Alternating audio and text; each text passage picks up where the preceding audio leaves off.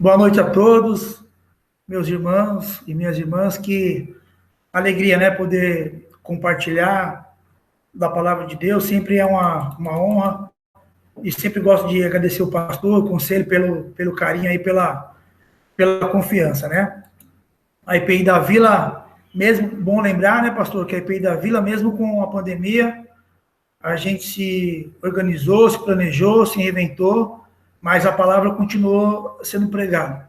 E a ministração de hoje, a nossa conversa aqui, que Deus colocou no meu coração, o tema é Planejando com Jesus. Planejando com Jesus. Guarda isso. Em meio à pandemia, né, a gente escuta muito falar de planejamento, e os planejamentos são importantíssimos, né? Os governos do mundo inteiro fazem planejamento em diversas áreas de atuação. Um exemplo, na saúde, economia, trabalho, isso é muito bom. Ainda mais agora na saúde, né? Desde que começou a pandemia, tem recurso, não tem recurso, tem insumos e agora chegou a vacina, como que distribui, qual o grupo que vai ser vacinado primeiro. Precisa de planejamento, né? Na economia, a economia precisa melhorar para que tenha trabalho, as pessoas não passem fome. O governo faz planejamento. As empresas fazem planejamento de crescimento e revisão das metas e oportunidades, seja anualmente, seja semestralmente. Cada empresa tem o seu tempo previsto e forma de avaliação. Elas precisam fazer para sobreviver em um mercado cada vez mais competitivo. Então, o planejamento se torna fundamental. Fazer planos e pensar no nosso futuro e no futuro da nossa família é fundamental, mas precisamos colocar nossos planos diante de Deus e aguardar a sua resposta. Meus irmãos, eu quero convidar você para abrir a sua Bíblia, ou o seu aplicativo, o seu smartphone, em Provérbios, no capítulo 16, do versículo 1 até o 3. Eu vou pegar aqui a minha Bíblia, tá? Para poder ler junto com os irmãos. Diz assim: o coração do homem pode fazer planos, mas a resposta certa vem dos lábios do Senhor. Todos os caminhos do homem são puros aos seus olhos, mas o Senhor pesa o espírito. Confia ao Senhor as tuas obras e os teus desígnios serão estabelecidos. Vamos falar então um pouquinho, meu irmão, minha irmã, sobre o livro de Provérbios. O livro de Provérbios, ele recebe o nome de Provérbios de Salomão, que aponta como autor, né? Todo mundo fala, Salomão é o autor do livro de Provérbios, mas Salomão não é o único autor. O capítulo 30 é indicado por um homem, que é Agur, e o 31 a uma mãe piedosa, ao seu filho. E Provérbios 22, 17, o 24, 34, as palavras dos sábios da época. Então, nós temos aqui Salomão, nós temos aqui Agur, nós temos aqui uma mãe piedosa e os sábios da época. Mas só que naquela cultura precisava colocar um nome forte. Então, Salomão era um nome forte. Então, por isso todo mundo diz, olha, os provérbios são de Salomão, mas tiveram mais pessoas. Tais provérbios existem em toda a humanidade. São anteriores à letra, independente da escrita. Trata-se da concentração da experiência de um grupo. Os provérbios não procuram apenas constatar o que acontece, mas voltam-se repetidamente para as contradições da vida social, das tensões dela decorrentes. Então, eu fiquei pensando, no meu entendimento, os provérbios apelam para uma mudança de comportamento e de transformação das situações sociais. Eles partem da experiência vivida, refletem sobre riqueza, pobreza, sucesso e bem-estar. Mas nós não podemos esquecer de um ponto fundamental do Provérbios. O ideal dos Provérbios e fundamental é ser sábio e ser justo. Ambos os termos são usados quase como sinônimos. Ser sábio não é algo teórico, mas algo a ser praticado de uma maneira justa, de corresponder às necessidades e exigências da vida como Deus quer para nós. O que eu quero dizer aqui? É você orar, é você ouvir a Deus, é você fazer a vontade de Deus, praticando a vontade de Deus. Isso é ser sábio. Assim, os termos sabedoria, justiça e temor a Deus formam uma unidade inseparável. Agora que nós entendemos um pouco sobre os provérbios, vamos ao primeiro ponto. Eu coloquei o primeiro ponto, meu irmão, minha irmã, planejando com quem tudo vê. E para nós, quem tudo vê é Deus. Ele não vê, olha só, não apenas os pensamentos e planos, mas também os afazeres, os negócios. Toda a maneira de viver estão descobertas aos olhos do Senhor. Aos nossos olhos, os planos parecem puros e bons. A gente tem nossas ações, a gente tem nossos pensamentos, parece que tudo está perfeito, né? E quando eu estava escrevendo e orando, eu lembrei de um negócio que eu fiz no trabalho. Eu tinha um trabalho que negociava com o governo federal. Então, eu fiz um projeto para o governo federal para ensinar os presidiários do sistema semiaberto a ter uma profissão e serem ressocializados. Parecia um projeto perfeito. Tivemos várias reuniões, foi com o governo de Minas Gerais, desculpa, com o DR de Minas Gerais, que é o Departamento de Rodovia e Estradas, né? Gostaram da ideia, foi muito jóia. Mas sabe o que aconteceu? Depois de várias reuniões, não deu certo. Em primeiro momento, eu pensei, o governo não quer fazer nada. Mas depois, falando com Deus e orando, entendi que não era o meu momento. Ou talvez não seria eu. Mas então, descansei no Senhor. Vamos ler aqui Provérbios 1:16. Eu quero ler.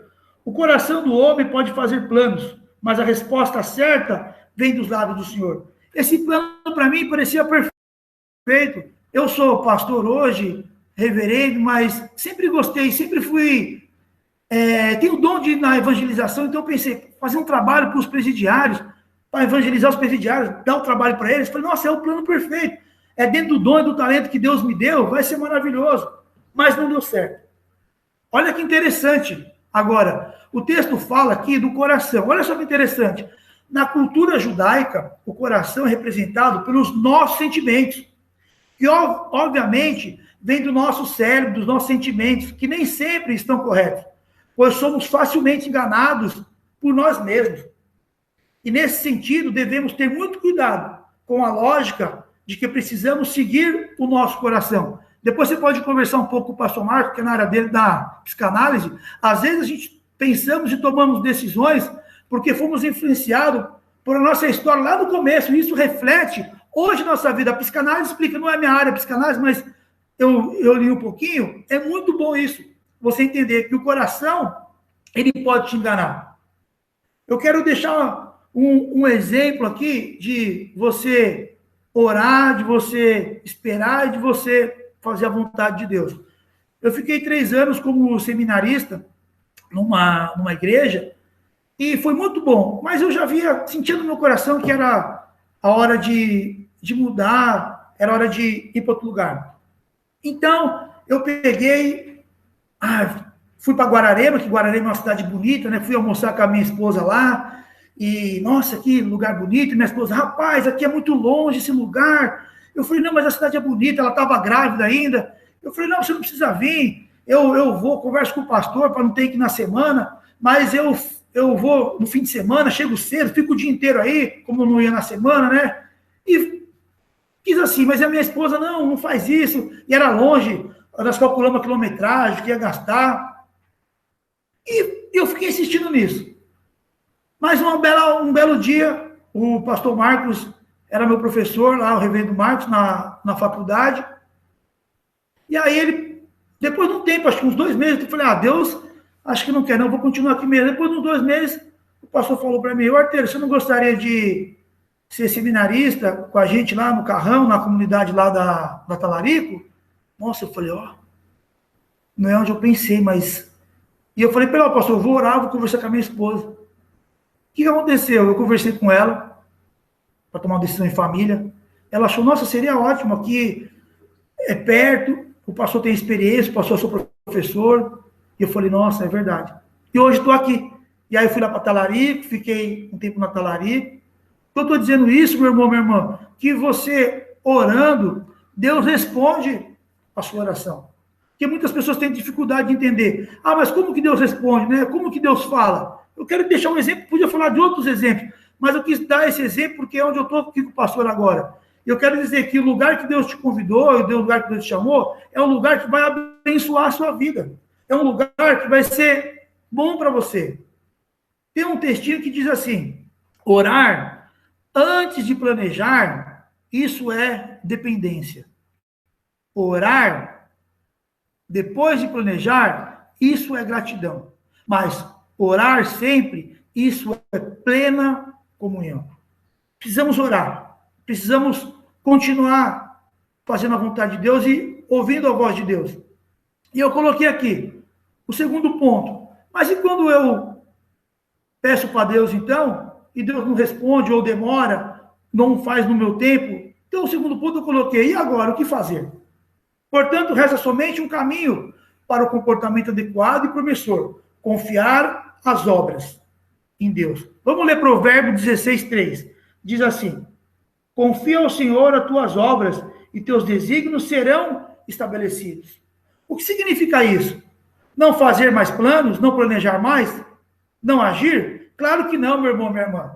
Aqui não se intenciona ao fatalismo. Sabe aquela música do Zeca Pagodinho? Deixa a vida me levar, a vida leva eu? Não, não é isso que eu estou dizendo. Eu estou dizendo para a gente colocar os nossos planos diante de Deus. Aqui se fala, olha que coisa linda aqui agora, aqui se fala do mistério da nossa relação com Deus, entre o plano de Deus, o plano humano e a ação divina e a ação humana. Sabe aquela conversa de pai para filho? Aquela intimidade com o pai, onde você fala, ouve e põe em prática aquilo que o pai te falou. Que muitas vezes poderá ser aquilo que você não gostaria de ouvir ou gostaria de fazer. Foi o que aconteceu comigo, que eu falei para você aqui, num pequeno testemunho. Depois eu fiquei feliz, mas na hora eu pensei, poxa, Guararema é bonito, eu tinha mostrado lá, é uma cidade turística.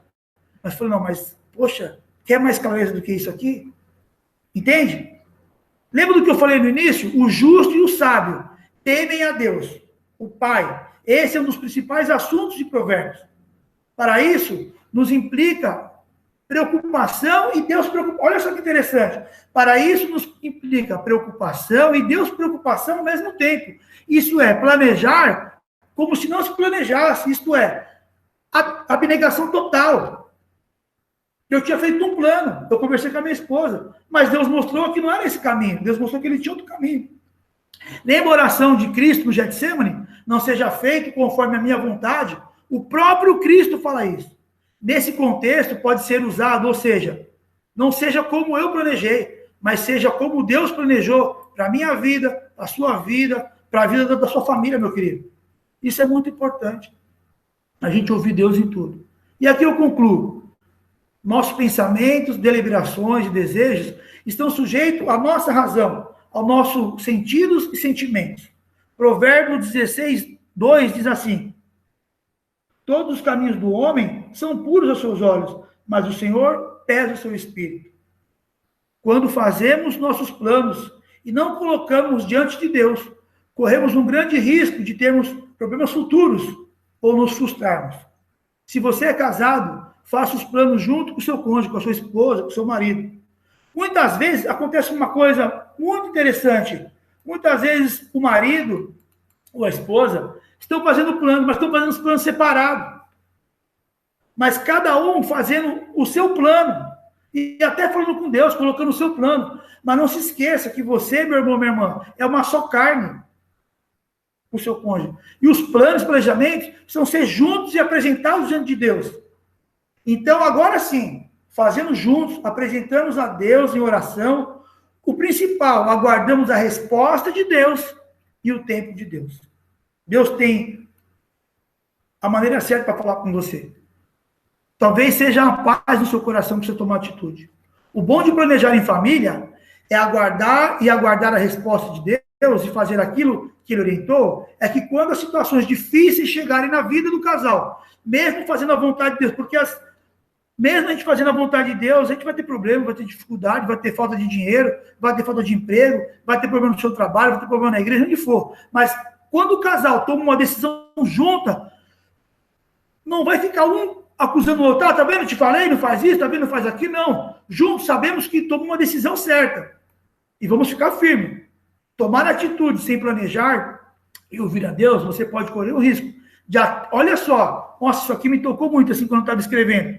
Vou ler de novo. Tomar atitudes sem planejar e ouvir a Deus, você corre o risco de até perder o que tem. Vou te dar um exemplo. Comprar uma casa nova.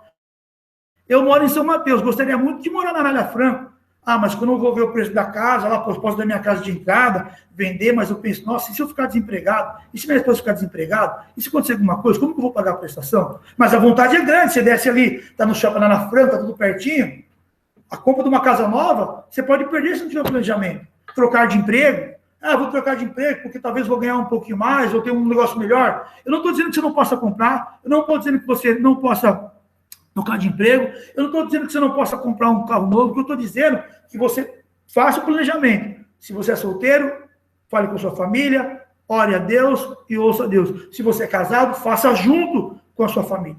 Faça junto com a sua esposa. Porque o erro que você cometer vai afetar toda a sua família. Vai afetar você, sua esposa, seus filhos. Já pensou você perder sua casa? O que vai acontecer? Você pode perder até seu casamento. Mas agora eu quero deixar uma luz aqui. Já pensou em fazer os seus planos, planejamento de sua família com aquele que tudo vê, tudo sabe, é o sábio dos sábios e ama você? Faça tudo com Jesus Cristo, que é o nosso Senhor. Meu irmão, ore antes, ore depois, ore durante, ore a todo tempo. Faça junto com Jesus. Espere Ele falar para você. Ouça. Cada um tem a sua maneira particular de ouvir a Deus. Você tem a sua, eu tenho a minha, mas não faça nada sem ter a certeza absoluta. E você sabe, quando você for fazer uma coisa e você não tem paz no seu coração, não é de Deus. Espera mais um pouquinho, ora mais. Que Deus abençoe, que Deus te dê uma semana abençoada, que Deus abençoe seus planos e seus projetos, seja ministeriais, seja no seu trabalho, seja na sua família. Que bom é fazer planos. Eu vou tirar minhas férias em abril, estava procurando um lugar para passear com a minha esposa hoje, foi gostoso. Ah, esse aqui é mais caro, esse é mais barato, esse aqui é tanto tempo, esse aqui é legal, nossa, aqui dá para levar seu pai, dá para levar minha mãe, o que dá para a gente fazer, isso é gostoso. Mas planeje em tudo, meu irmão. Que Deus abençoe.